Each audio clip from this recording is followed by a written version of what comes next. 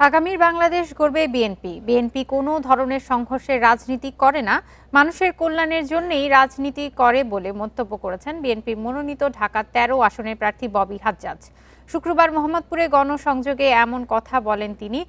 দেশ গড়ার পরিকল্পনা নিয়ে বিএনপি রাজনীতি করছে বলেও জানান ববি হাজ্জাজ। নেতাকর্মীদের কোনো ধরনের উস্কানিতে পা না দেওয়ার আহ্বান জানিয়ে তিনি বলেন, জামায়াত জোট কোনো না কোনোভাবে নির্বাচনকে প্রশ্নবিদ্ধ করতে চাচ্ছে।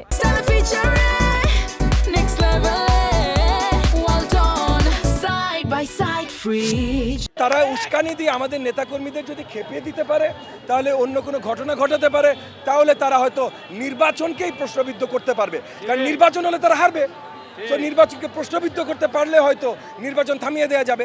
আমরা এগুলো হতে দেব না, কোনো উস্কানিতে আমরা সাড়া দেব না। জনগণের জন্য কাজ করছি, জনগণের ভোটেই জয়যুক্ত হয়ে আসবো।